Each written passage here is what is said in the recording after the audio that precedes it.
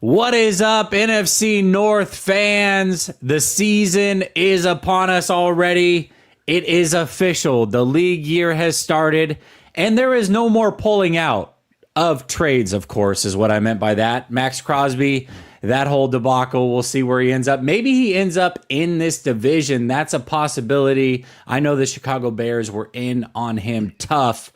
That being said, I am not the reason that you are here. You are here because I have four amazing gentlemen that covered their teams in the Packers, the Vikings, the Lions, and the Bears. And that means the return of Dose of Dion. Dose, brother, man, it's been a while. How you been? Yeah, dude, it's good to be back, man. Look, honestly, though, the free agency thing did throw me off because we're not really doing anything. So it was a legit question. You said that, I was like, oh, yeah. Right, free agency is rolling. Usually this is an event, you know. You gotta sit there, you gotta live stream, wait for things to happen. This year it's like, I don't, it'll just kind of trickle out, things will go down. But it's good to be back, man. I'm excited to be here. Yeah. Dose was hibernating. Had to wake him up. So glad to see you for sure. Bass, good to see you, brother. How you been? Good. Feels good to be back. A lot of stuff to go over. Free agency is always interesting for a Packers aspect because they always kind of wow you. They always kind of make you little surprises here left and right. So excited to talk about it. Yeah, absolutely. There's a lot of movement in this division. I'm actually really excited about this, but no more than what is happening in Minnesota. But before we get to that, One Bar, how you been, brother? Oh, fantastic. You know, the Vikings, like the Lions, have been pretty damn quiet when it comes to free agency. Last year, blew our load, spent $350 million, got us absolutely jack crap. So we're holding tight a little bit, but something tells me in the next 24 hours there's going to be some Vikings news. Just a hunch. Absolutely.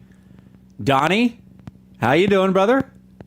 What a beautiful crew we have here. I mean, I know that Dose has been quite a quiet guy. Make sure you scan his QR code. It says that in his name. I'm honestly shocked how busy the Bears have been with the cap restrictions we've had. Some of the moves that they've made, I haven't been excited about, like the Kevin Byard news today. I was actually pretty upset about. I thought that we were going to bring him back.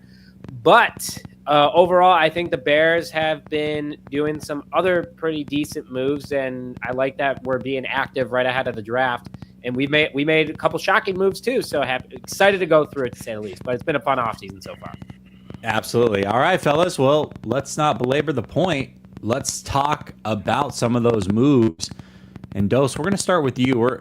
This is weird to say still. I cannot believe that Detroit finished last in this division. We're going from last to first, right? Because the thing is when you finish last, you want something to be excited about, and there's nothing more exciting than the offseason to a last place team. So Dose, let's talk about it. Free agency's upon us. I know you guys have made some moves. You've let some guys go, but brought in Pacheco. You traded Montgomery. Those are some of the bigger moves that I can think of. But there's been a lot more that's happened as well. So why don't you talk us through what the Detroit Lions have done thus far? Just real quick, is this a helicopter? my headphones? I think it's like a helicopter. Is it me? I don't know. Something sounds real crazy. Jesse, go mute real quick. Yep. Yeah. He's the helicopter. I'll reset. It's my helicopter flying over to say hello to Jesse. Dose, why don't you talk, and Jesse will do his beep boop pop thing. Go ahead, Dose. What do you got? Yeah.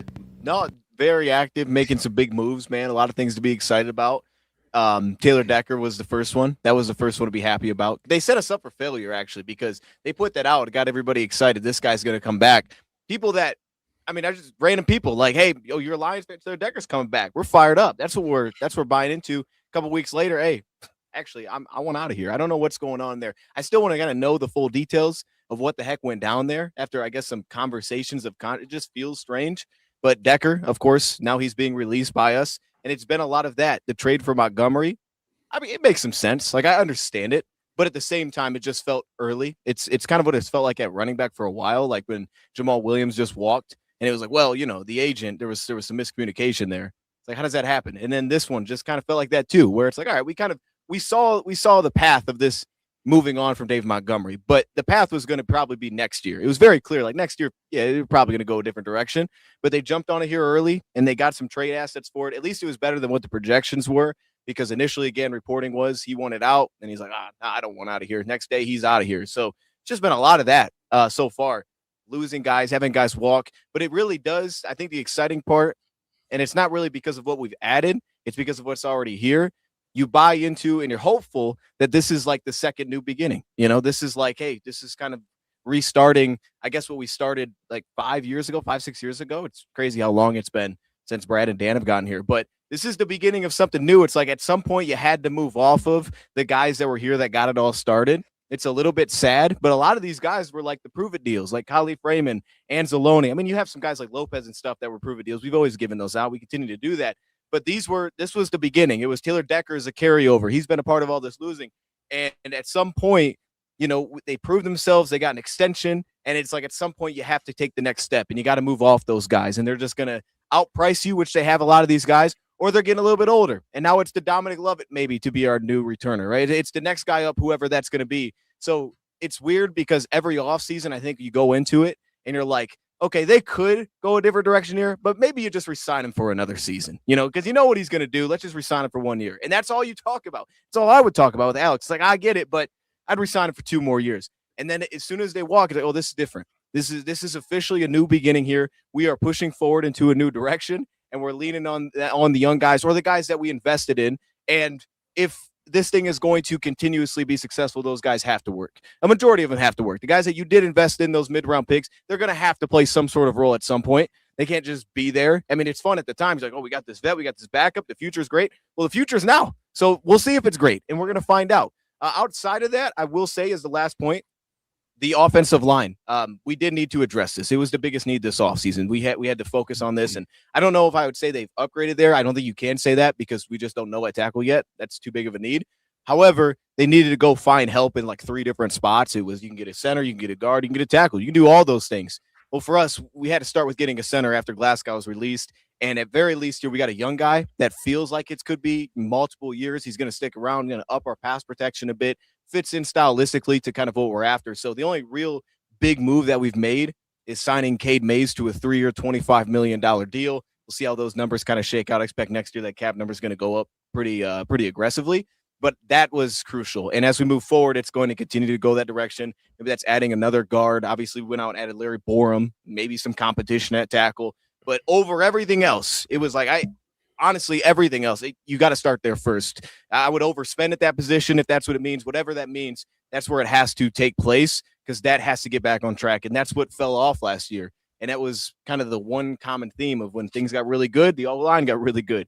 O-line took a step back. We took a step back. So it was get that right first and foremost. And now it's kind of just those prove it deals again. We're back in that lane. Now it's Isaiah Pacheco. And look, it makes sense. I mean, it's similar. It reminds me of Jamal Williams in a lot of ways. Hopefully he's healthy. But that's why the prove it deals. Free agency is a weird thing, Jesse. I'm going to be honest. Free agency is a weird. I look at it differently now as with Brad Holmes here. You know, free agency used to be fun, but I got burned, man. So you got to calm yourself a little bit. I remember the Matt Patricia. We signed Trey Flowers at $90 million. Dude, the week that we were signing Justin Coleman for 3 years, I think it was $39 million. We gave a slot cornerbacks like the highest paid slot. We signed Jesse James to a massive contract. We were dishing out money. By the way, none of those worked. Not a single one of them worked. But at the time, that week of YouTube was fantastic. So we're cooking right now, and people love it. But it's like, hey, that didn't work. And not say that it can't work, but it didn't. Now I'm in that mode where I feel like I'm looking at it from Brad Holmes' perspective. It's like, okay, hold up. There's two things I'm viewing it as Lions fan. There's the prove it deal. And you sign the guy that maybe showed the flashes. You liked him out of college. He's coming off an injury, whatever that may be. And we see if he can kind of return our investment plus a lot more because there's upside there. Or there's the opposite side where you're probably overpaying somebody because there's a reason that team wanted to let him go. That's not always the case, but it feels like they could fall into these different categories. And the Lions tend to opt to the side of, let's go give that 1 year deal out. And in our case, we're not going to go sign the big money. We're just going to try to re-sign guys. So that's why it feels like a brand new beginning. But I'm excited for it. Yeah, I think, first of all, is my audio better? Good. Sound great. Okay. All right. I love when Dose cooks like that, by the way. I've missed that for the last couple of months. Like, that was awesome. Sorry. Thanks, dude. He's just Appreciate it, man.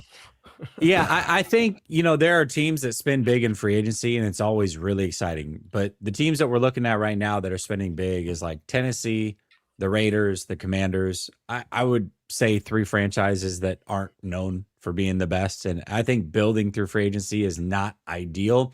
You have to get some pieces, though. You also don't want to be a team that does absolutely nothing. There's definitely a healthy balance.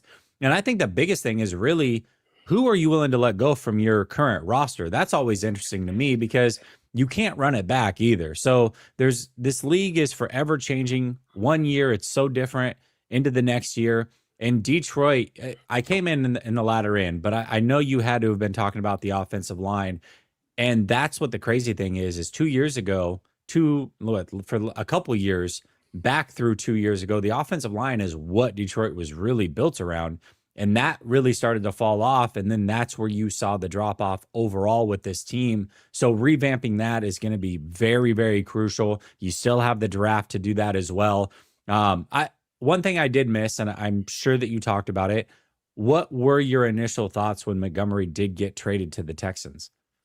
Yeah, I mean, initially, I think a day before the report came out that he was wanting out, and I believed it was true. I believed it was true because I just look at the situation, and I thought last year was weird. I didn't think we used him enough last season, so I understood it. I'm like, I get it. It seems like we're leaning into Gibbs. I can understand the frustration. My hope was that if you would be willing to take a step back and just, just relax for a second, that you could see that I think things are going to get back to normal a little bit this next season. At least that's the expectation. But I would have understood it. And then the next day, after he's kind of like, I don't know who told you that, and then he gets traded, it was just a bummer. That's all it was. It was disappointing because I've said it to these guys here, but it was like when Jamal left, and it was like, why did that happen? I don't understand why he just walked in free agency. It didn't make any sense.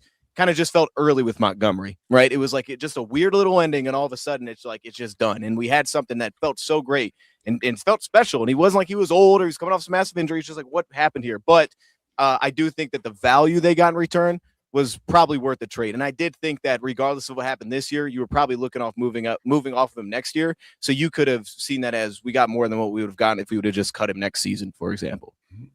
Well, I know that all of us have a wish list of players that we want our team to target. Based off of that wish list, is there anybody out there remaining that you're hoping the Detroit Lions kick the tires on? Yeah, I mean, so for me, I would still emphasize going offensive line. If they wanted to take another swing there, I'd have no problem with it.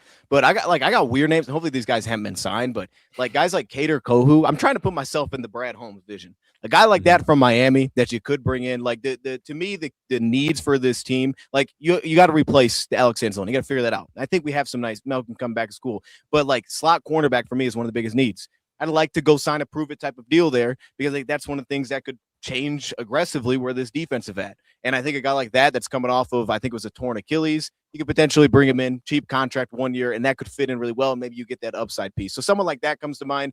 Offensively, in a lot of ways, it just feels like it's kind of depth related. So I don't have any big names that I get really excited about, really in a lot of places. But I think slot corner is the one, and then potentially safety. But even that falls into the same category of, I just don't really see many spots where they're going to spend big money. Like I don't think there's a linebacker that's like, that's the Alex Anzalone, go get that guy. You'd be going after something different. The only position that feels like it could have a big name, not even big name that could spend legitimate money, would be defensive end, just because they cost a lot. And it's like, we just cut Josh Pascal. We need defensive ends. We just don't have any. So like someone along those lines would be the only place I could see legitimate spending that feels very clear and obvious. Yeah, I would say, obviously offensive line became a priority just because it did by happenstance. But I feel like that edge opposite, what's your white guy's name over there? Why I keep want to say Hendrickson. Hendrickson and Crosby have been all over the news over there. Yeah. Hutchinson, right? Okay, yeah. Golly. I'm just like Hendrickson, Crosby, these guys. Hutchinson, you guys have needed somebody that you can plug in opposite of Hutchinson for a long time. I mean, as a 49er fan, I've been watching it with Nick Bosa his whole career. We just haven't found that guy, and you got to figure it out. You got to figure out somebody else to go opposite of him, because just having that one is not enough, especially when an injury happens. So curious to see what the Detroit Lions do. Before we move on to the Minnesota Vikings, One Bar, what are your thoughts on what the Lions have done thus far? Man, I don't know why, but I like Juice Scruggs probably more than I should. I like what they did on the offensive line. I'm very happy that David Montgomery is gonzo. But I don't know. I mean, Lions-wise, I can't give them too much crap because the Vikings haven't really done much of anything at all. It's good to see old Teddy Bridgewater back. I couldn't believe that. Yeah. I hope that guy plays for the next 10 years, but no, they did fine. Nothing really scares me. Cade Mays was the guy that I was hoping the Vikings might have on their radar, but when I saw the price tag, considering the Vikings have about $18, I knew that was not going to happen. So Lions did fine. All right, Bass, what are your thoughts on the Lions? Yeah, so Cade Mays is interesting because the Packers re-signed Sean Ryan, who's slated to be their starting center for $11 million per year. So Cade Mays was a guy I was looking at going, okay, could the Packers bring him in as a starting center? He's played center, right, where Sean Ryan has like 9 starts there. And Cade Mays that comes in at like $8.3 million per year. So that's something I'm going to be looking at the next couple of seasons. Who made the better move there? Kind of like this whole last season, I was looking at Drew Dahlman. Sorry, Nick, but I was looking at that because, he was someone I targeted in free agency. I really wanted. Outside of that, I actually really like the Isaiah Pacheco move. Again, similar to One Bar, I think Montgomery out of the division is best for us because I feel like every time we play the Lions, Montgomery, it's like if you need a yard or two, he's getting it no matter what. It just pissed me off every single time. But Pacheco, I feel like could kind of do some similar things. Not that he's going to be Montgomery by any means, but I do like that move for them because it's no guaranteed money. Like there's no risk there at all. There's zero guaranteed money. Outside of that, again, I think they could have done a little bit more, but like Dion said, hasn't really worked out for them in the past, but we'll see. There's still a lot of free agency left. All right, Nick, and what are your thoughts on Detroit? Yeah, I mean, I know that they had some coaching changes. I know that, when I saw David Montgomery gone, I was like, whoa. And also for what they got for him, I know it was a cap clear for sure, but man, like they steal the deal for Houston. And like Bass said, helps out the division a ton because we knew Dave Montgomery when he was on the Bears.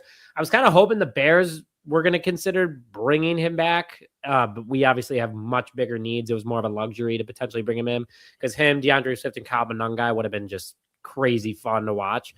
But yeah, I think Detroit's doing all that they can right now. I know they're strapped a little bit for cash, especially after paying some of their big name players. I still think Detroit is a solid ball club and they have a good roster, but now they're kind of in that weird situation. And I hope that they make more moves because it'll make it, the division more exciting and more competitive because they're again, good roster. That all being said, they can't do much in like one injury to them. And it's like the whole dominoes just start to fall, kind of like what we've seen in the past.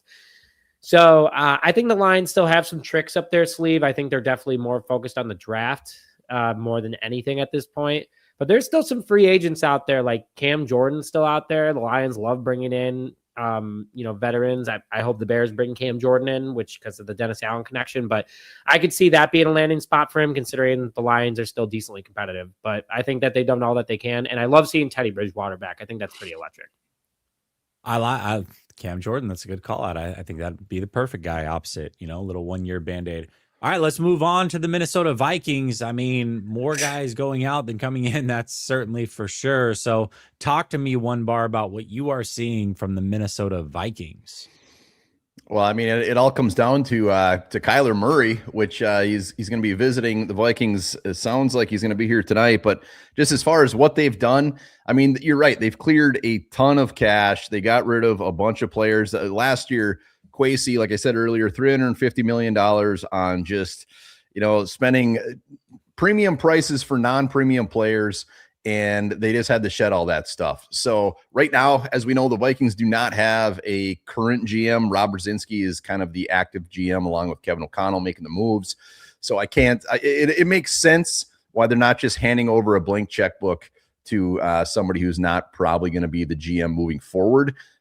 It's more of just kind of a cleanup offseason as far as when it comes to free agency. They did sign James Pierre. I said earlier, future Hall of Famer, hopefully, but just a cornerback, a depth piece that they needed. But it gets back to getting rid of Jonathan Allen, moving on from Javon Hargrave. Harrison Smith most likely is going to be retiring. But when you look at the whole scheme of things, it's not like they really moved on from anybody that's really gonna be a kick to the crotch, because last year they won 9 games. They won 9 games with arguably some of the worst quarterback play you will see. This defense will be very good next year. They're going to be in it. So what they need to do in the third tier free agency is just add some depth pieces. And Rob Brzezinski, who is the active GM, has said what Kwesi never really said. Kwesi was always about free agency, and he did hit on some players, the Van Ginkels, the Blake Cashmans, the Jonathan Gennards. But when it came to the draft, he was absolutely horrible. And they are all focused in on the draft. And, you can't They got 9 picks. It's not like every one of these guys are going to be playmakers day one, but they are all in on the draft when it comes to center, which is a big need. When it comes to the defensive line, that's a big need. Possibly safety, which is going to be a big need. So that is going to be their focus. I don't expect them to make any huge moves. They do have some money. I mean, they clear a lot of money as far as getting rid of some of those guys from last year, and they're eating a lot as well. I'm not going to sugarcoat it too much, but they got some money, so they'll fill some depth pieces. I don't envision any big moves. The 2 big moves will be Kyler Murray, of course, and I think everybody sees that as a foregone conclusion that he will be a Viking. He's going to get paid the league minimum. He's going to get paid basically what our long snapper's getting paid. And it's funny when you watch the comments and you watch people in Viking land as well, just getting all upset and their panties in a little bunch about bringing in Kyler Murray. And for me, I mean, I worst case scenario, it's going to be entertaining. I mean, Kyler Murray, former number 1 overall pick coming in. It's going to be a 1-year deal, I'm sure. Coming in, why not? Why not? Like I said earlier, 9 wins last year with JJ McCarthy, Carson Wentz, and Max Brosmer as your quarterback. So Kyler Murray coming in, a guy that hopefully is going to be motivated. I know some of his bad traits or maybe not being overly motivated off the field, but if he's not motivated here, and if Kevin O'Connell can't do anything, if he can do any sort of glimpses and get him to be the type of quarterback we've seen at his best, this could be a very fun team to watch. Worst case scenario, it absolutely does not work. It backfires, and next year's draft class is absolutely beautiful. I see it as a win-win situation. JJ McCarthy, he needs competition. He had 0 competition last year. So I look at it as he comes in.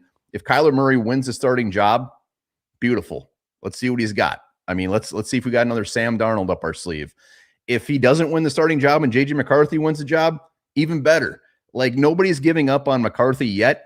As much as many Vikings fans want to, like it's just a win-win situation because this Vikings team, like I said, on the defensive side of the ball is still very talented. It'll be fun as hell to watch to see how Kevin O'Connell can deal with a quarterback like a Kyler Murray when we've had a Kirk Cousins and a Sam Darnold. It's gonna be very entertaining. And like I said, I'm sure it will happen. The other big move would be a Jonathan Grenard trade, which it sounds like. If I had to guess, it's going to happen. It sounds like the Eagles and the Vikings have been having talks, and it's only a matter of time. Jonathan Grenard wants a pay raise. Clearly, the Vikings either can't afford it or just want to hand over the reins to Dallas Turner because they would have paid him by now. So I just think that's a foregone conclusion, and it's just a matter of what they're going to get for him, and the Eagles seems to be the team out there. So free agency-wise, they'll fill some holes, fill some depth. There isn't going to be anything crazy. They re-signed Aaron Jones today, which was a little bit of a surprise, but I'm kind of impartial on that one. I love Aaron Jones, great locker room guy. Yes, he's older than hell, but he's coming here and it's about half of what his contract was supposed to be going into the year. So he took a big pay cut, $5 million. I'm fine with that.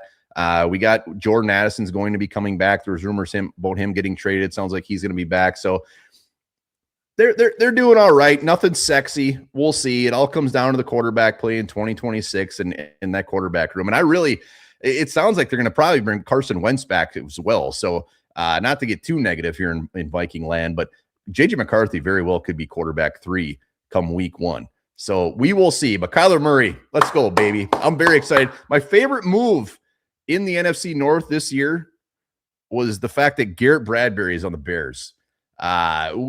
Lions, Packers, Vikings, all sack totals just went way up. Very excited. I would have had the Vikings throw in some draft capital just to make sure he went to the Bears. So I'm very excited about that. Well, a couple things here. One, Nick, you seem perplexed. I was gonna do Trump, but then I wanted to get serious with you real quick. 0 sacks, 0 quarterback hits, 4 penalties last year. I think he needed a different change of scenery. He was not as good. Look at the center sack. Look at the centers. How many sacks they give up in the league? I bet half of them had 0 sacks. He's different in that. Missed that guy. No sacks. No, Garrett Anyway. Bradbury, man, he needed a change of scenery. We tried to trade that guy for a ham sandwich last offseason. Nobody would bite, and you guys gave up a fifth, so that was funny. I mean, I like next it. year fifth, by the way. It's not a dig at you, man. I'm just excited he's in the north. We watched that guy get bowled over by you guys for years. I'm looking forward to watching it on the other end. So save this, Jesse, for later in the season when the Bears play the Vikings. If he gets bulldozed, I want this moment to be remembered. If we could save this screen recording and be like, one bar called it. Yeah, you're very high on Garrett Bradbury. You're just lucky Kenny Clark's not in the division anymore, man. That was his dad, bro. Everybody was his daddy. Kenny Clark, dude, every game, bro. Garrett Bradbury would be injured on the injury report, like, please let him play. Please let him play.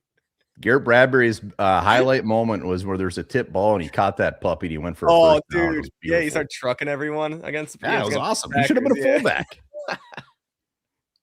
There's a lot of different questions I have about the Vikings, but for the sake of keeping the show condensed, I will just ask you, what do you think about the pairing of KOC and Kyler Murray? That one, to me, I look at KOC and he wants a guy that wants to play on time and in rhythm, and that is not at all Kyler Murray. So I think this is a super fun pairing. I don't know how well it's going to work, but what are your thoughts about the pairing of those two? No, that's why I said it. This is going to be fun as hell to watch. Like nobody, this could be a complete disaster. Or it to me, it's who's going to give in. Is KOC going to be like, look, I'm going to play to Kyler Murray's strengths and do your thing, and we're going to make it work. We're going to revolve around you. Or is it going to be the other way around? Like I don't know. It's tough because KOC does not run the ball. He's a good coach. But he's also very stubborn. He does not run the ball. He tried to turn Josh Dobbs into a pocket passer after he had those 2 great games, and things just went absolutely south. So it is a very, very interesting pairing. And I'm sure Kyler Murray, like, he's going to come visit the Vikings. If I'm Kyler Murray, that's my first question. It's like, what kind of offense are we running? What are you going to do to me? You're going to just turn me and just keep me in the pocket or what? Like, it's going to be fun as hell. It's going to be fun as hell. Entertainment value through the roof. I don't know that Kyler Murray can be questioning anything at this point. He's got one option and one option only, and that's the Minnesota Vikings. So he better just keep his mouth shut, or he can go play baseball. I mean, go pitch still, I guess. That's open to him, but that's really about it. So I'm curious to see how this whole thing plays out. I think the Vikings are super interesting to watch this offseason. There's a lot of movement. Now, I think the biggest thing for the Vikings, though, is you guys were able to keep that coaching staff relatively intact, at least from an offensive and defensive coordinator aspect, being that KOC is your offensive coordinator, obviously. So I think you guys will be all right, but super fun offseason for sure. I cannot wait to see Kyler Murray in that purple, slinging the ball around until he gets injured. So I'm curious to see how it plays out. All right, Dose, thoughts on what the Vikings have done? Man, there's nothing going on here, man. I looked it up because I wasn't sure what one bar was top. There's like they really not done much. So like he wasn't lying. Yeah, there's nothing going on.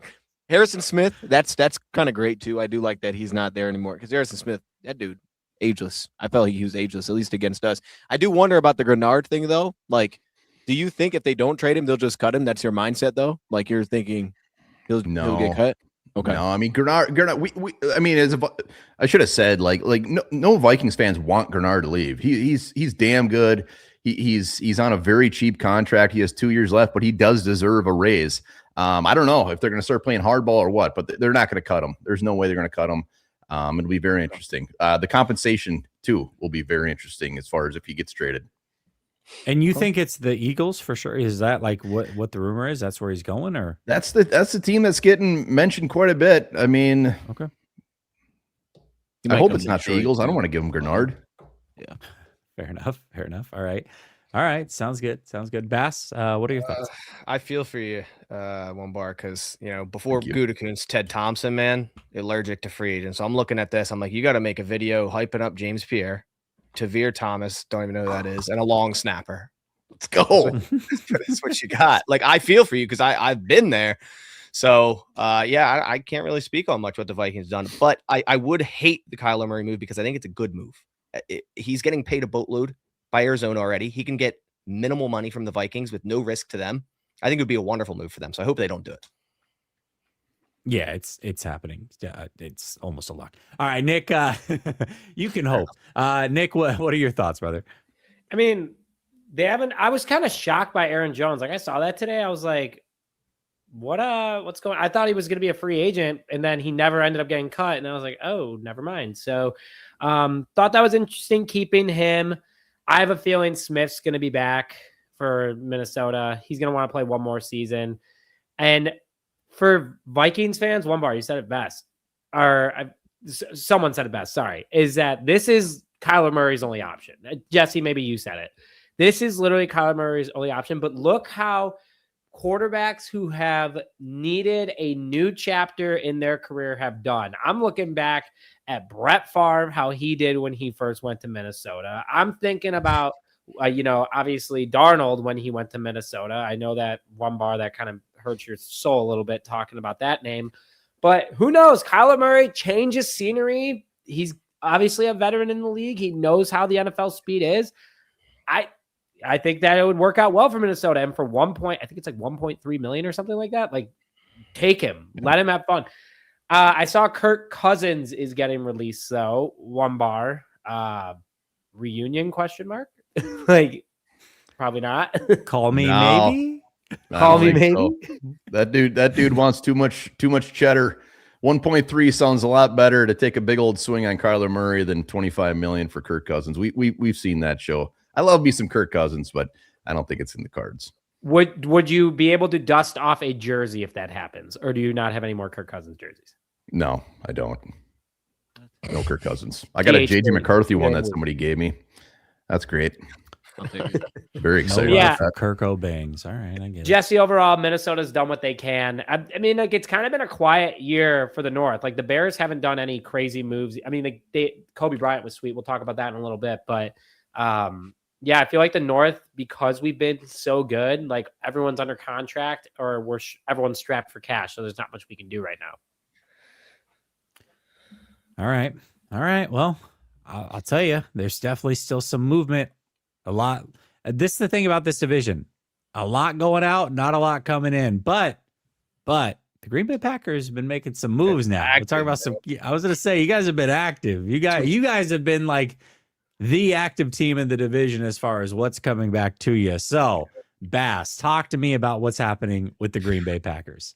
I'll start with the trades because that's kind of how this all started. And first, by trading Colby Wooden to the Colts for Zaire Franklin, kind of just put the writing on the wall that they're going to move on from Quay Walker. Now, Zaire, I know a lot of people could look at him and look at his terrible PFF grades from 2025. What I see is a linebacker that can be implemented into the Gannon system that'll fit in terms of just go get the football, just attack the football, play Mike, or if we switch to a 3-4, play one of those inside backer spots next to Edgerrin Cooper. Like, Cooper's your sideline to sideline guy, your fast linebacker, your drop back and coverage guy. Like, you already have your all-star linebacker in Edgerrin Cooper. And Zaire Franklin, I think, can do what Quay Walker did. Now, he's not as fast. He's not as good in coverage, but there's a lot less guarantee here. There's a lot less risk here. Trading for Zaire, there's no guaranteed money here. They could cut him tomorrow and save the $7 million cap hit he has. They could cut him out for the season and save that $9 million cap hit he has. I still think the Packers will draft a linebacker in this draft. They believe in Tyron Hopper in the 3rd round. And the fact that Quay Walker went to the Raiders for $13.5 million per year, I just didn't really see that as an option for the Packers to pay that much. Quay was kind of always an inconsistent player. Did make some flashes, but never really put it together for the 1st round draft pick that we spent on him. As for sending away Colby Wooden, he was a guy that came into the league as an edge rusher out of Auburn, put on a ton of weight this past offseason and made the switch to nose tackle, as crazy as that sounds. I thought he filled in nicely given the circumstance, but it was very clear the Packers needed a true nose tackle. So them shipping off Colby Wooden, I'm not really that concerned about. Then the other trade, Rashawn Gary to the Dallas Cowboys, who I saw just traded Osa Odigizua to the 49ers, Jesse. I don't know if you saw that, but Cowboys making a bunch of moves as well.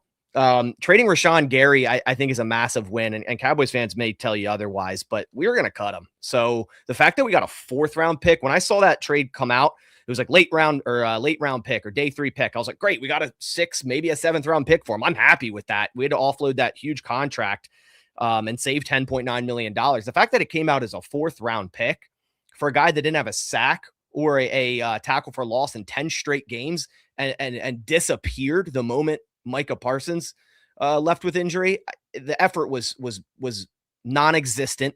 There's so many clips of him giving up on plays, and he had to go, and he was going to be cut. So the fact that we got a 4th round for him, I think, is amazing. Then we have Malik Willis going to Miami. The Packers are loading up on compensatory selections. That's what's kind of happened.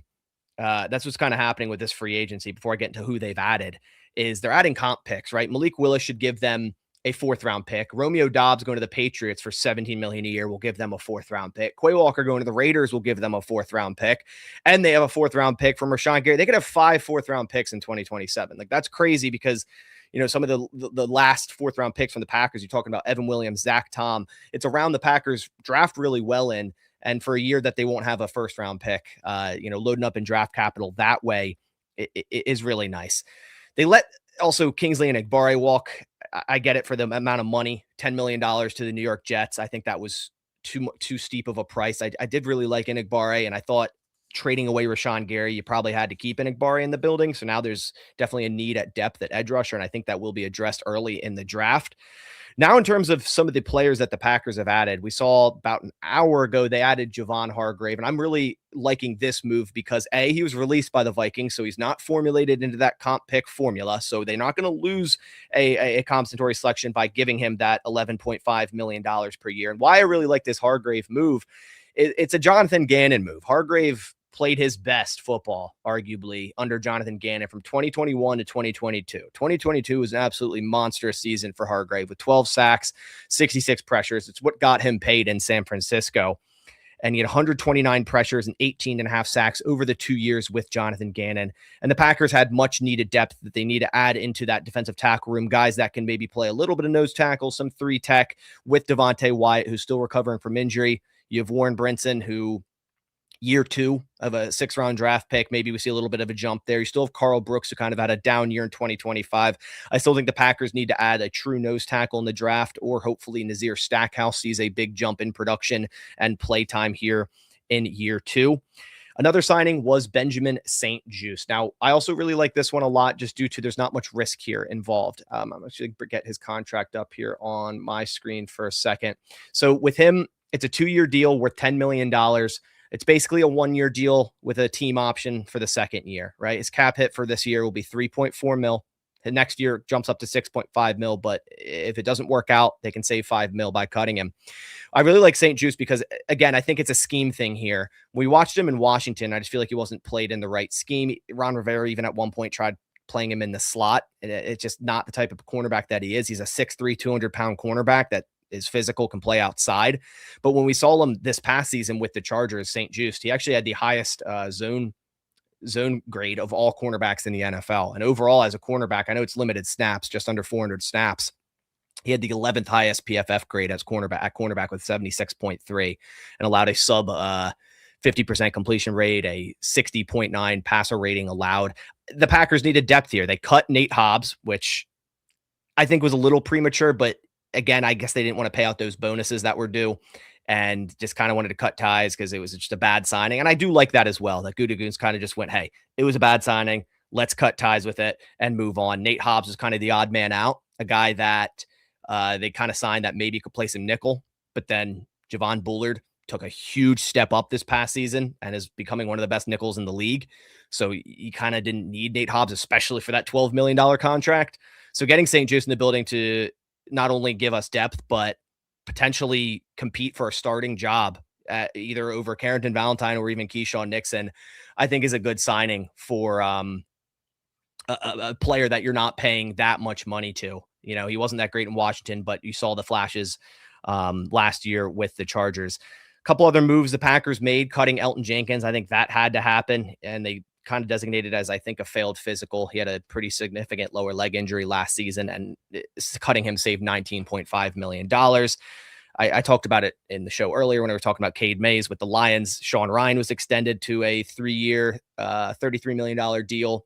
that's a little interesting to me. I think that was a little bit of an overpay for Sean Ryan, but they've kind of solidified their offensive line at least pre-draft going into the year with Morgan at left tackle, Aaron Banks, who they restructured, kind of just completely tying him through 2027 at left guard, Sean Ryan at center, Anthony Belton building on last year at right guard, and Zach Tom, hopefully he recovers well at right tackle. And they re-sign Andre Dillard to be their swing tackle, their sixth guy. I still think they'll draft a tackle and maybe even add another guard or center here in free agency. But overall, I've really been happy with the Packers' moves. I didn't think they'd make any splash moves given all the compensatory selections they are going to be returned. Obviously, if you make a splash move, it's going to remove one of those comp picks. So the Hargrave thing, I think, just fit really well because it's not going to be factored into that. The St. Juice signing's fine. It canceled the Enigbare 6th-round comp pick. But overall, the Packers, like I said, could have 5 4th-round comp picks or 5 overall 4th-round picks in 2027. And overall, I just feel like they've made a good amount of moves. I still think there's a couple other guys that they could go after here. But yeah, I've liked what they've done so far. All right. Well, you mentioned that there's a couple guys that you wouldn't mind them going after. Who else is still out there that you want? Well, tight end's a very big issue right now in terms of just lack of players. Ben Sims, as we're actually on the show live, Ben Sims signed with the Dolphins because everyone that's an ex-Pack. So did Zane Anderson. They're all going to Miami. It's like, dude, it's Green Bay South, man. It's crazy. So not that I'm really hurt about Ben Sims leaving, but you've Tucker Kraft returning from ACL, and then you have Luke Musgrave, who's not lived up to that 2nd-round draft hype, and he's entering the last year of his contract. Tucker Kraft will get extended. I think someone that again won't get factored into comp picks is Jonnu Smith. I don't know. I just like the thought of that in Green Bay. Just a guy that had a really good season on Miami, got traded to Pittsburgh, didn't really, do too well. I think would be a nice compliment at tight end to Tucker Kraft. Okay. All right. Well, Hargrave talked about it, 2-year deal, mixed reviews here on the panel. I know one bar loved him. I hated him when he was with the 49ers. But to your point, I imagine you're excited about it because, like you said, the pairing with Gannon, that was the Eagles team. They got like 75 sacks. He was a big part of that. Had his best year of his career there under Gannon. And you guys really you had some holes on the defensive tackle position, so it makes a lot of sense for you guys. Yeah. I'm huge on the Hargrave. Again, wait until the official contract comes out. You always hear 2 years for sure, 11.5 per year. Let's see when the guarantees come out and see. You'll see it'll be a 1-year deal that they can get out of after 1 year. He's an aging defensive tackle. I hope it works out. They needed veteran presence. They needed experience in that room. Like that's the biggest thing. After losing Kenny Clark to begin last season, very much lacking experience in that room, and you're getting a ton of that with Hargrave here. Yeah, absolutely. And Kenny Clark's done a good job over in Dallas as well. So, all right. Well, very, very busy. Dose, what are your thoughts on what the Packers have done? I mean, my favorite move was the St. Juice one. I think that was a fantastic pickup. I liked St. Juice, even when he was with Washington specifically there. As Bass said, it was a little up and down. I think early on, especially, it was kind of a mess there trying to figure it out. I liked him a lot, and to see them kind of move off of Nate Hobbs, which, as he pointed out, was a weird situation. Like I was believing that at some point that thing was going to kind of work, and it never did. Same. But St. Juice has had awesome stretches in the NFL. He's had awesome stretches, including last season. He only played like 400 snaps, though. But I think that was a fantastic addition for them. I don't know. I'm not a huge believer in the defensive. Real quick, okay, let me not forget this. Enigbare, I'm glad he's gone. All right, dude. I don't know what it was. My gosh, watching him go in the backfield, school, man, I couldn't stand that dude. It's like, this is not the guy we should be worried about. And here's Kingsley something, and he's just cooking our dudes. So I'm glad that he's gone. Happy he got paid though. That said, I don't know if I'm a huge believer in the defensive tackle change that they made there, because with Minnesota Vikings, I didn't think he was very good at all. I thought it was like a massive step back. That said, though, I think Bass is making sense, especially once they move on Kobe Wooden, to go with a little bit of a better size fit potentially. I mean, Wooden was still a handful for us, but they've made it work with defensive tackles. So I would be curious to see like what it turns into when you have a proven guy versus where it's like you get all these kind of underestimated players on the interior that you don't expect anything from, and then they flash like crazy. So wondering if he can kind of tap into that old self a little bit. All right, One Bar, what are your thoughts on what the Packers have done here? Well, my least favorite was the St. Juice because I wanted him. Former golfer, cornerback. The dude's like 9 feet tall. Everybody has already talked him up. He's a baller. He definitely shows some flashes. And I do like the Hargrave one. I mean, he wasn't overly fantastic against the run, but he was in the backfield consistently. He was making some plays. Your expectations just have to be in check for him. Like when we signed him, I was hoping to get 6 sacks out of that guy. And I think we ended up with about 3.5. He was fine. We just signed him for way too damn much. So I actually like the Franklin signing. Why not? There's nothing to lose there. And yeah, Baz, you're right. When I saw that Gary got a 4th round pick, I almost crapped my pants. I couldn't believe it. When I saw it was traded first, I'm like, wow, they actually got something for him. And then it was a 4th round pick. I'm like, holy shit. So I still have Cowboys fans like talking like they won. I'm like, dude, what are you talking about? Like, no, that was a big win. So yeah, Packers. It's good. I mean, every offseason, every team you look at, it's funny because you can sit and rip everything apart or whatever. But free agency is the best time of the year, babe. Hopes are high. I mean, even when I'm trying to crap on Nick's Garrett Bradbury, I'm not going to do that anymore, man. He's going to come in. He's going to have his best season ever. Let's go. No, don't do that. Don't. No, do he's going to suck. You're doing. You're doing the reverse thing. Don't do it. You're doing the thing that nobody likes, Bass. You're doing the thing. I'm going to call somebody. Why They're me? going to come find you one bar. They're going to get you. Just say this is the best time of the year. Hopes are high. New players, new faces, moving on from the bad players. Let's go. Real quick, I totally forgot Sky Moore. So we signed him. Yeah, dude. I was gonna say that. I forgot That was too. my- That is a hell of a pickup. I'm not going to lie. That was a big loss for the 49ers. We had Romeo Dobbs and Matthew Golden, who were like bottom of the league in punt return yards per attempt. Dude. So anything is an upgrade. So let's just see if he makes the roster because like we got McCole Hardman last year. He's got to make it. Listen, Sky Moore is a dog on special teams, an absolute dog. That was a huge loss for us, man. I was very upset that we lost him. Good, we need it. So, all right, Nick, what are your thoughts, brother?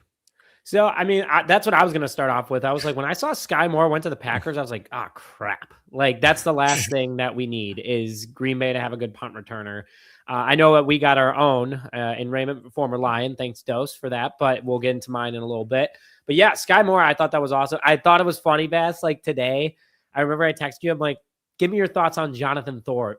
This is like 2 years ago. And you're like, yeah, no, I don't know. And then I saw him get re-signed by Green Bay today. I was like, oh, this guy just wants to stay in between state lines. You know, he's going to give some information to one team, give some to the other.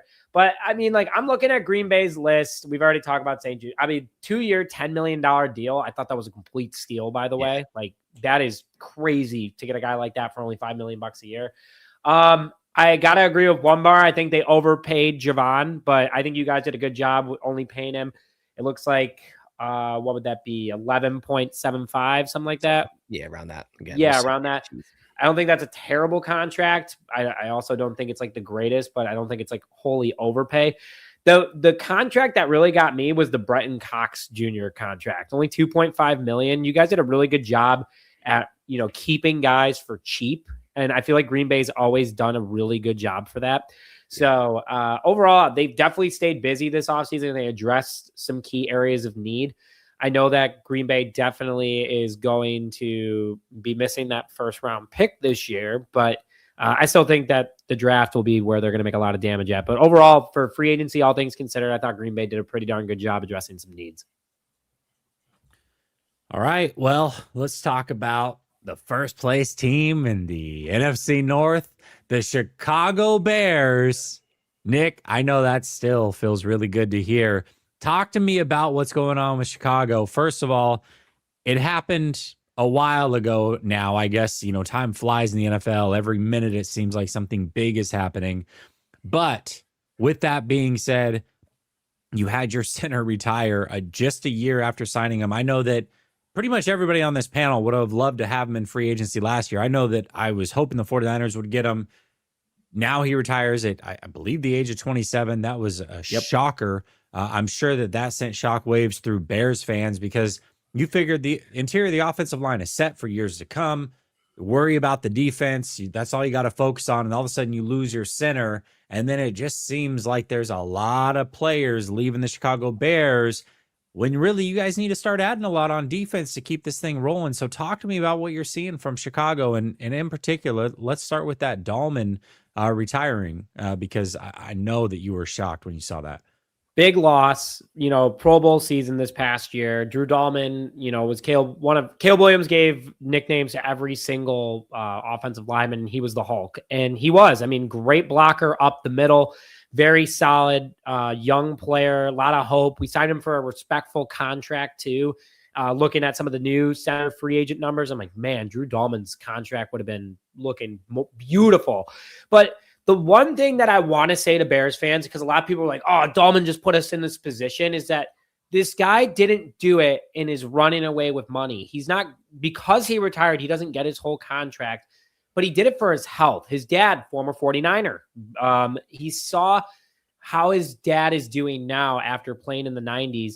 And he was like, yeah, I don't want that. He's been in the NFL for 5 years. He's made over $30 million. More money than any of us all together in this room will probably ever see. Like, he's happy with the career he had. He was a Pro Bowler. That's what he got done. He was part of a great Bears offensive line. So I respect Drew Dahlman a lot. Like, at least he did it before free agency is the other thing. He did it. It was like, hey, I'm retiring. I know you guys have plans coming up. I respect that he did that. So I'm wishing him the best of luck. That's where I'm going to start off with that. Obviously, the Bears have been busy. We traded DJ Moore for a 2nd-round pick to the Buffalo Bills. We did send them a 5th-round pick, whatever. I was a big fan of that move. I think DJ Moore was in too packed of a room. I see the other guys being part of the plans moving forward, and Luther Burden, Colson Loveland, Roma Dunze, Jade Walker. We just brought in Raymond from the Detroit Lions, who's a utility guy who can also play a wide receiver and kick returner. So I love that move, because the Bears do have a lot of needs that they need to keep cheap contracts, because we got a lot of people we got to start paying. We got to pay Darnell Wright soon. We got to be able to pay Caleb Williams soon. I know this is a couple years down the road, but you have to start considering that. So the Bears went out, and every single time we either lost somebody or needed a need, like Ryan Poles has been very aggressive the first couple days. Big name is obviously Kobe Bryant, Super Bowl champion safety with the Seattle Seahawks, 26 years old, 4 interceptions last year, 7 pass deflections, hard hitter. This is a Dennis Allen move. Last year, the offseason was all about Ben Johnson and his offense. And Dennis Allen, they were like, okay, like, we have a defense in place. We're going to see what happens. Just do what you can. And we saw some success there. We saw Deshaun Wright turn out really well. Kevin Byard, both of them not on the team anymore, which they were pretty underpaid considering they were both Pro Bowlers this past year, Kevin Byard being an All-Pro. But we lost both of them, but addressing it with Kobe Bryant was obviously big. Bringing in Cam Lewis from Buffalo to fill in an overall defensive back need was big too. But the Bears continue just to stay busy. I mean, they brought back Daniel Hardy, who was a Pro Bowl alternate this past year, and I actually had a chance to talk to him. I went golfing with him a couple weeks ago on a random Midwest warm day, and I asked him, like, are you coming back? He goes, all I can say is I'm a restricted free agent and I want to come back. And really solid special teamer, good depth piece as well on the defensive edge room. Did a lot of work with Aaron Donald when he was with the Rams when he first came into the league. So Bears addressed special teams right there. They also brought back DeMarco Jackson, super fast linebacker that plugged in really well for Dennis Allen's scheme. Was NFC offensive or defensive player of the week against the Cleveland Browns for his performance. We signed him for only $3.75 million a year, up to $5 million a year. Super solid players overall. A lot of depth guys, though, came in. We just signed a Jedrick Wills Jr., former top 10 pick from the Cleveland Browns, to be compete for that left tackle position because Ozzie Trapillo's out. We re-signed Braxton Jones. His contract is up to $10 million with incentives, so he's definitely going to have to work for it, but knows the offensive scheme. Wouldn't be my first choice, but better than wasting another draft pick on an offensive tackle when the goal is to have Ozzie Trapillo be the left tackle of the future. You brought in Contavious Street, who knows Dennis Allen's scheme from the time he was with the New Orleans Saints. The Bears are strapped for cash, and they still made a lot of moves. So you have a couple of them right there. They brought back Case Keenum, which we talked about Kyler Murray leaving the Arizona Cardinals. Tyson Bagent's been linked to the Arizona Cardinals, and we didn't get our comp picks this past year, which was a bunch of baloney in my personal opinion. You bring back Case Keenum on a 2-year, $5.5 million contract. You're not paying 2 backups millions of dollars a year. I think that the Bears know they're going to make a move with Tyson Bagent. And Jimmy Garoppolo was traded from the New England Patriots to your San Francisco 49ers, Jesse, for a day 2 pick. I could see it happening with Tyson Bagent. He does have the experience. So that's another move we could see. But I like that we brought back Case Keenum, Vikings legend, to one bar.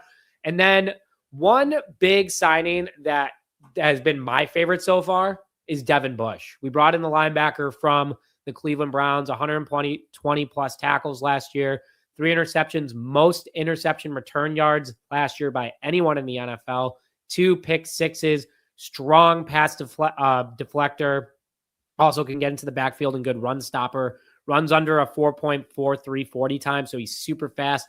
Smaller than Tremaine Edmonds, but we got rid of Edmonds, saved $15 million, and we've signed a bunch of people using that money. So I know that was a lot to say. We also brought in Neville Gallimore from the Indianapolis Colts. He's filling in for Andrew Billings, who I don't see coming back. And Billings today even said he doesn't think he's coming back. But Bears stay busy. We've made some trades. We've made some moves. I don't think the Bears are done yet. But from a signing perspective, I think they're almost done. I think you're going to see some potential restructures and maybe trades coming up here. And I know Max Crosby's been linked to this team a ton. Who knows what's going on there? We'll see. I'm not giving up 2 first-round picks for him, though. I'm just going to shut that down right there. Yeah, listen, the Max Crosby thing's interesting. You can't imagine they bring him back. You also, they only got 1 offer for 2 first-round picks. They're not going to get that now. So No. you're going to have to sell him. You can sit tight, you can pout, but eventually he's probably going to go for like a first and a third. And if that's the case, maybe the Bears are back in on it. I'm not really sure, but we didn't also, I think the last time when we ended the season, we talked about DJ Moore probably being on the move. What were your thoughts initially when he got traded? I was happy about it. 2 packed of a room. We have future plans, and DJ Moore was extended here when Matt Eberflus was here. And, that was with Shane Waldron as well. Brian Poles was probably hoping that would have worked out. Listen, DJ Moore is a player that just keeps on giving. I am going to miss him a ton. I mean, he was the heart and soul. He had a ton of clutch moments that, One Bar knows all about. And he's a very good player, competitor, dog. But 2 packed of a room, and what we were paying him, over $24 million for less than 700 receiving yards, give him to Josh Allen where he can go and thrive and be a true wide receiver 1. We got a 2nd-round pick out of it, but you got to remember he was part of that first overall pick. So now not only have we gotten the Caleb Williams out of that, we got Luther Burden, Javon Dexter. We got a couple other guys, Darnell Wright out of all that. We also got a 2nd-round pick for DJ Moore. So we got a couple years out of DJ Moore, and then we got a 2nd-round pick for him. So it's a trade that just keeps on giving. But I'm pretty happy with everything all said and done. Going back to your comment about Max Crosby, the Bears probably are the most flexible team that can do it according to Over the Cap. I would do a first and a third. I would do a third next year, though. I would not do a third this year. But yeah, the Raiders are in a corner right now. They can't afford them right now unless they do a ton of restructures, even with their brand new guys. I think it's a good problem for the Raiders to have. I mean, it's like, oh no, we get a top pass rusher back and we signed all these players. But hey, salary cap is always negotiable. So we'll see what ends up happening with Crosby. Not a good look on the Ravens, not a good look on the Raiders. But hey, if the Bears can get them for cheap, I'm all for it. Absolutely. All right, Dose, talk to me about what you've seen from Chicago.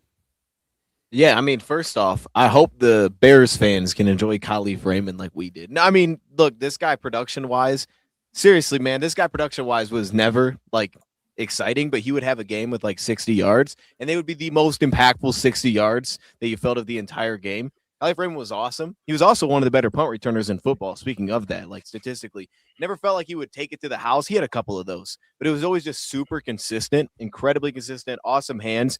And as someone, I think Jordy said in the chat earlier, he did catch everything. There's a lot of instances where we didn't throw him the ball and he was open, but it's okay, I get it. He's 5'9". So anytime you go downfield, unless it was designed to go to him, the ball really was never thrown to him. But when it was, good things happened. This dude was clutch. I love me some Khalif Raymond. I'm very disappointed that happened, but happy for him because now he's going back with his old receiver coach. So if this is going to be where it ends, at least this is at a spot that gives him an opportunity for it to immediately connect. And I do feel like this one just felt like price point wise, just got a little bit high for us. Real quick though, the other move that I love was Cam Lewis. I thought that was awesome. With what he was with Buffalo, slot wide safety, I thought the flexibility was great, and I thought he played really well when he was with Buffalo. He just doesn't have a lot of starts, but I think especially for this defense, they've had they've had a lot of bumps in the back end. They've had a lot of guys dealing with injuries. Lewis feels like he could solve a lot of issues potentially during one season where he could play and fit into multiple roles. The Bush one feels expensive, but that's only because it was like, why did this guy not make more last year? I mean, last year when he was available in free agency, it was like, this guy was really good. He just barely played it all. He was never like on the field. When he was on the field, he was good. And this last year he was on the field. Now he's getting a big payday. So if anything, credit to Devin Bush, man, because it was like, this thing's never going to get off the ground. And then it did, and the Bears jumped on it. I think it's a good fit. He's like DeMarco Jackson, I guess, in some ways, that flies around like that. So it makes sense for the fit. Ultimately, though, it's the Kalif Raymond one that hurts. I'm going to hate seeing that. Hopefully he doesn't cook against us, but happy for him. All right, One Bar, quickly, what are your thoughts, brother? Yeah, I mean, I had to give Nick crap earlier because I like the Bears probably the best. I am surprised Nashawn Wright, like, he signed really cheap, Nick. Like, why did they not bring him back? That dude was an absolute menace. And I was surprised that they didn't bring him back at that price. Nashawn Wright, you're saying? Yeah. Yeah, dude, he got burned all the time. Like, really good. Like, he was a good ball hawk, but he got burned all the time. And he was expecting a big $16 million payday. And I think the Bears were going in a different direction after we signed Kobe Bryant. And he was like, oh, okay. Well, I kind of messed my own chances up here. But yeah, no, Kevin Byard for $9 million and Nashawn Wright for 5.5. Both of them were just steal deal contracts for both the Patriots and Jets. But yeah, Nashawn Wright got burned all the time. It was very frustrating. But when he was on, he was on. He not consistent enough for me though. Very Viking great. huh? I did like Neville Gallimore again, probably more than I should. I've always liked that guy. Big dude, can get after the quarterback. So yeah, no, Bears. I feel like the Bears did well, even losing Drew Dahlman, which is definitely a punch to the gut. Ugh, massive punch to the gut. Bass, what are your thoughts on the Bears? Yeah, I'll keep it quick. Really like Kalif Raymond. You know, I think that's someone. Obviously, the Packers got Sky Moore, but like, you know, investing in punt returner can't be underestimated enough. So I always liked what I saw from him, and honestly, I'm shocked Detroit didn't try to retain him. Kobe Bryant, I like that pickup as well. I just still question what you guys are doing overall at safety, because Brisker doesn't seem like he's coming back, and you just lost Byard to the Patriots. So it's kind of like, okay, you know, you're jumping off of two quality starters there, mainly in Byard. So I do wonder what you guys are doing there on the back end, but it's pretty solid offseason so far in free agency, considering, you know, you had one of your main linemen retire. True. Absolutely. All right. Listen, we're going to be back next week as well. We're going to fully recap the rest of free agency. At that point, everything will have settled. We'll talk about what team needs still need to happen. Talk a little bit about the draft. We will be back next week, as I said. Then we're going to take a couple week hiatus, and we'll be back the week before the draft, the week of the draft, all of that. Cannot wait, fellas. It was so good to see you. Can't wait to see you next week. So for Dose, One Bar, Bass, and Nick, I'm your host, Jesse. And until next time, peace.